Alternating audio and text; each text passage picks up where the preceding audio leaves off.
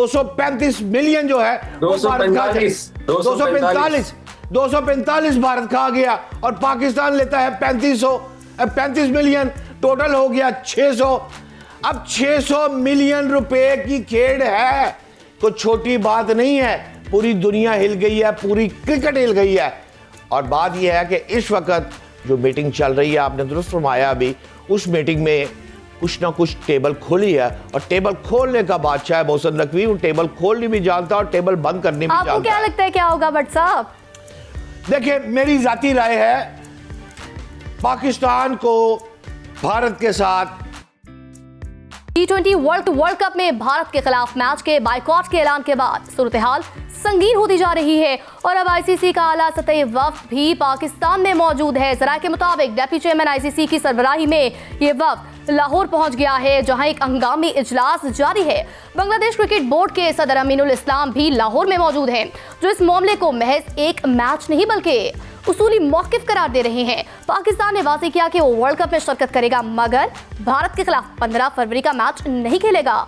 इस फैसले के पीछे आईसीसी के मुबैना दोहरे मेयार और बांग्लादेश के हवाले से मुतनाज़ फैसले को बुनियादी वजह करार दिया जा रहा है। तो दूसरी जानिब भारतीय मीडिया के दावों को पीसीबी ने सख्ती से मुस्तरद करते हुए कहा कि पाकिस्तान ने आईसीसी से रुजू नहीं किया, बल्कि हकाइक वक्त के साथ सामने आएंगे। अब सवाल ये है कि क्या ये तनाज़ा सिर्फ एक मैच तक महदूद रहेगा या आलमी क्रिकेट एक नए सिफाती बहरान की तरफ बढ़ रही है। आज हम बात करेंगे कि क्या खेल सियासत से अलग रह सकता है और क्या आईसीसी इस बहरान का कोई मुतवाज़न हल निकाल पाएगा। हमारे साथ मौजूद है स्पोर्ट्स एनालिस्ट एजाज वसीम साहब। सवाल मैं करना चाहूंगी भट्ट साहब आपसे, आपको क्या लगता है कि एक मुलाकात जारी है, इजलास जारी है और कल श्रीलंका में भी एक मुलाकात होगी। अंदर की बात क्या, आपने एक पहले भी स्टोरी ब्रेक की थी, उससे पहले भी स्टोरी ब्रेक की थी। Over to you. देखिए, बात यह है सीधी और साफ। जुमे के रोज़ हमने कहा था, लेटर आ गया और उसके बाद मुलाकातें शुरू हो गई। मैंने 2 नाम लिए थे, इमरान ख्वाजा और मुबशर उस्मानी। मुबशर उस्मानी जो UAE and Imran Khawaja Singapore. अब बात यह है, ये 2 अफराद मुतरक हुए थे, मुतरक है इस वक्त भी बांग्लादेश। अब देखें इज़्ज़त की बात कितनी है, अल्लाह ने क्या रहमत फरमाई है कि मोहसिन नकवी इस वक्त पाकिस्तान में है। एक वक्त था हमारे चेयरमैन जो हुआ करते थे वो दूसरे ममालिक में जाकर निगोसिएशन किया करते थे। आज लोग आपके मुल्क में आ रहे हैं, आपसे निगोसिएशन कर रहे हैं कि एट एनी कॉस्ट और अंबानी मरन लगा जे, खुदा दा वास्ता जे, भारत तबाह बर्बाद हो गया जे, और पैसे मुक गए ने। 235 मेरा ख्याल है, ये अपना भाई को ज्यादा एजाज को पता होगा, मेरे ख्याल के मुताबिक 235 मिलियन जो है 245 भारत खा गया और पाकिस्तान लेता है 35 मिलियन, टोटल हो गया 600। अब 600 मिलियन रुपए की खेड़ है, कोई छोटी बात नहीं है। पूरी दुनिया हिल गई है, पूरी क्रिकेट हिल गई है। और बात यह है कि इस वक्त जो मीटिंग चल रही है, आपने दुरुस्त फरमाया अभी, उस मीटिंग में कुछ ना कुछ टेबल खोली है और टेबल खोलने का बादशाह है मोहसिन नकवी। वो टेबल खोलनी भी जानता है और टेबल बंद करनी भी जानता है। आपको क्या लगता है क्या होगा भट्ट साहब? देखिए, मेरी जाती राय है, पाकिस्तान को भारत के साथ मैच खेलना चाहिए और इसी तरह भारत से भी हमें नेगोशिएशन करनी चाहिए कि भारत सारी दुनिया से टेस्ट सीरीज खेलता है और भाई टेस्ट सीरीज तो दुनिया से खेलता है 2 साल में एक दफा। पाकिस्तान के साथ भी तो 3 टेस्ट मैच खेलना, और अगर नहीं खेलना चाहता तो फिर वर्ल्ड कप भी ना खेल भाई, पूरी कुट्टी कर ले, बात ही खत्म कर देना। इकरा नो डाउट भट्ट साहब, आपने बिल्कुल दुरुस्त फरमाया है कि पाकिस्तान ने जो स्टैंड लिया है वो रहती दुनिया तक याद रखा जाएगा। स्पेशली हमारे बंगाली भाई इस चीज़ को सराह रहे हैं। एजाज साहब, आपकी तरफ आऊंगी, आपसे जानना चाहूंगी ये जो तमाम तनाज़ा है ये एक मैच तक महदूद रहेगा या आगे भी इसके कॉन्सिक्वेंसेज आएंगे? मौजूदा सूरत हाल पर आपका एनालिसिस क्या है, आप क्या कमेंट करना चाहेंगे? देखें, ये बहुत जरूरी था। बीसीसीआई और आईसीसी का जो गठजोड़ है उससे पूरी आलमी क्रिकेट मुतासर हो रही थी। उसमें सिर्फ हम पाकिस्तानी मुतासर नहीं हो रहे थे, उससे बांग्लादेश आपके सामने मुतासर हुआ और बाकी एसोसिएट कंट्रीज भी मुतासर हो रही थी, क्योंकि हर मर्तबा जब भी कभी कहीं पे कोई मेरिट की बात आई तो आईसीसी ने भारत की तरफ झुकाव दिखाया। चाहे वर्ल्ड कप मैचेस का शेड्यूल हो, उसके अंदर भी पहले से ही प्री प्लान करके भारत को हमेशा फेवर दी जाती रही है चाहे लाहौर की चैंपियंस ट्रॉफी हो, वहां पर भी भारत को उनकी सरकार ने कह दिया कि आप पाकिस्तान नहीं जाना। तो इस बार सरकार तो बांग्लादेश की भी थी जिन्होंने अपनी टीम को मना किया। तो आप फर्क देखिए ना फैसलों का। इंडियन सरकार भारतीय बोर्ड को मना कर रहा है कि आप लाहौर मत जाओ, तो उसके लिए आईसीसी ने दुबई वेन्यू रख दिया। बांग्लादेशी सरकार अपनी टीम को कह रही है कि आप कलकत्ता मत जाओ, तो उनको आप लोगों ने वर्ल्ड कप से निकाल दिया। तो ये कहां का इंसाफ है? और ये ज्यादा देर चल नहीं सकता था।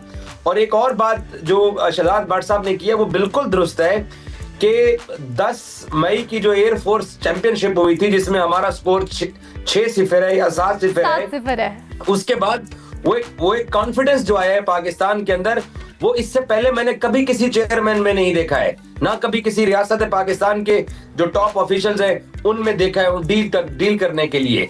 आज इमरान ख्वाजा या संजोग गुप्ता या बाकी जो आईसीसी के जो मेंबर्स हैं, अगर वो लाहौर जा रहे हैं, वो धमकी देने या पाकिस्तान के ऊपर कोई फैसला इंपोज करने नहीं जा रहे हैं, वो राजी करने के लिए जा रहे हैं कि आप राजी होइए और ये मैच होने दीजिए। $245 मिलियन, रुपीज में नहीं डॉलर्स के अंदर $245 मिलियन का ये मैच है, जिससे पूरा आईसीसी खाता है, तमाम एसोसिएट बोर्ड खाते हैं। लेकिन इंसाफ के तकाजे यही थे कि इनको घुटनों के बल लाया जाए और इसके बाद जो फैसला करे वो हुकूमत पाकिस्तान ने करना है। भट्ट साहब जैसे कहते हैं कि मैच होना चाहिए, सर मैच होना चाहिए, लेकिन अमीनुल इस्लाम साहब आके लाहौर बैठ गए हैं, दोपहर से मोहसिन नकवी के पास वो पास है, उनके सामने ही पाकिस्तान क्रिकेट बोर्ड बातचीत करने जा रहा है। लेकिन ये बहुत नेसेसरी था। हम पाकिस्तान क्रिकेट बोर्ड वाले पिछले कई बरसों से ब्लैकमेल हो रहे हैं। मैं आपको एक छोटी सी मिसाल देता हूँ। 2023 का एशिया कप होता है, उसके होस्ट हम पाकिस्तानी होते हैं। नजम सेठी और जक्का अशरफ मिल के बोर्ड को चला रहे होते हैं, क्योंकि दोनों अपनी अपनी हुकूमतों में जो है ना वो फेवरेट होते थे। जय शाह उस वक्त एशियन क्रिकेट काउंसिल के प्रेसिडेंट थे, आज वो आईसीसी के प्रेसिडेंट हैं। उन्होंने नजम सेठी को कहा कि हम पाबंदी लगा देंगे या हम आपसे एशिया कप छीन लेंगे, आप ये हाइब्रिड पे कराओ। नजम सेठी साहब ने ना आओ देखा न ताओ। उन्होंने एक मैच हम मुल्तान में खेलते थे, एक कोलंबो में, एक हम खेलते थे पाली केले कैंडी में और एक लाहौर में। पाकिस्तान टूर्नामेंट के पहले राउंड से बाहर हो गया, भारत उसका चैंपियन बन गया। उसके ठीक 15 दिन बाद इंडिया में वनडे वर्ल्ड कप होना था, पीसीबी बोर्ड तब्दील हुआ, जक्का अशरफ चेयरमैन बने। उसने कोई 2025 की गारंटी लिए बगैर चैंपियंस ट्रॉफी की जहाज पकड़ा और टीम को लेकर इंडिया चले गए।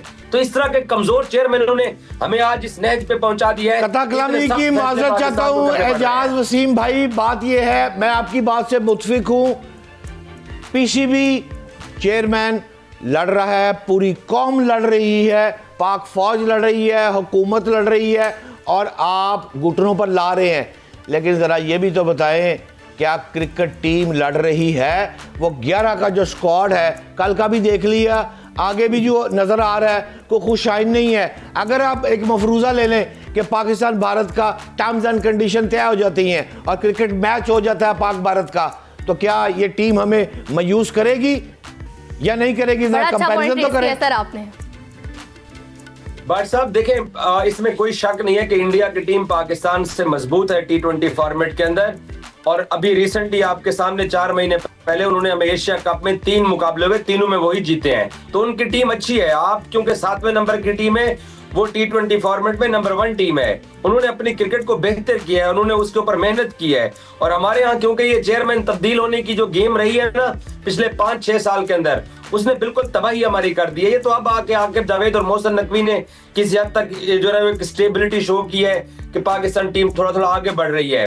अब क्योंकि लोग देखते हैं कि जी ये मौजूदा चेयरमैन है, टीम हार रही है, उसकी वजह ये कि उसने नए लड़के कोई स्कूल से पकड़ के थोड़ी खिला देने हैं। जो आपके क्रिकेट सर्कल में जो लड़के होते हैं, उन्हीं में से आपने बेहतर लड़के को सिलेक्ट करना होता है, बट आपने नर्सरी तैयार करनी होती है। अब डोमेस्टिक क्रिकेट में हम नर्सरी तैयार करें तो अगले 2-4 साल बाद आने वाले इवेंट्स में हम अच्छा परफॉर्म कर सकते हैं। लेकिन मैं एक चीज आपको बता दूं, पाकिस्तान टीम कोलंबो में अगर इंडिया के साथ मैदान में उतरती है अगले संडे, तो सरप्राइज कर सकते हैं। ऐसा नहीं है कि इंडिया 80 है और हम 20 हैं। ये 60-40 का मुकाबला हो सकता है, क्योंकि T20 क्रिकेट में भट्ट साहब मार्जिन ही बहुत कम होता है गेम को अपने हक में लाने के लिए या गेम को अपने हाथ में काबू रखने के लिए। तो आप गेम को एक साइड पे लेके जा सकते हैं। ये 40-60 का मुकाबला है, और यू कैन सरप्राइज देम। आप अब घबराना नहीं है, इतना ज्यादा भी बुरे हालात नहीं है। बिल्कुल दुरुस्त फरमाया आपने। भट्ट साहब, आपसे यहाँ पर ये जानना चाहूंगी, क्या इसका कोई मुस्तकिल हल हम देख रहे हैं कि इन इजलासों के बाद कोई प्रॉपर एक सोल्यूशन आ जाए कि जिस तरह हमें बार बार ये चीजें फेस ना करनी पड़े? देखिए, बात ये है इकरा, पंजाबी में कहते हैं डरदी है दुनिया डरान वाला चाहिए, नसदी है दुनिया निशान वाला चाहिए। ये जो ज़बान हिंदू समझता है ना, ये ज़बान अब पाकिस्तान उसकी लैंग्वेज में बात कर रहा है। वो अगर फ्रेंच समझता है ना, तो ये फ्रेंच में बात कर रहा है। वो डंडे की ज़बान समझता है, उसको इंसान, वो जिस किस्म के इंसान है, भारत की पूरी जो कौम है, वो प्यार की ज़बान नहीं समझते। वो उनके पास असले का ज़ख़ीरा है, मैं मानता हूँ बहुत बड़ा ज़ख़ीरा है, लेकिन नहीं ज़ख़ीरा चल सका ना। हिम्मत, जुर्रत, ये चीज़ें पाकिस्तानी कौम में हैं। गो कि हम, जैसे एजाज भाई ने अभी कहा कि हाँ हम टीम में पीछे हैं, वाकई हम टीम में पीछे हैं, लेकिन जो उसने 60-40 का रेट निकाल दिया ना आपको, ये सबसे बड़ी ब्रेकिंग यही है कि 60-40, हाँ ये दुरुस्त है। क्यों है दुरुस्त? कमज़ोर टीम पाकिस्तान की, लेकिन जज्बा ईमानी से बहुत बड़ा उनके पास है। वो लड़ने मरने के लिए टीम उतरेगी, और इंशाल्लाह ताला आपको और मुझको और पूरी कौम को मुबारक हो। अगर ये मैच हुआ तो ज़रूर जीतेगा पाकिस्तान। मैं एग्री हूँ एजाज भाई से। तो नाज़रीन, हमारे साथ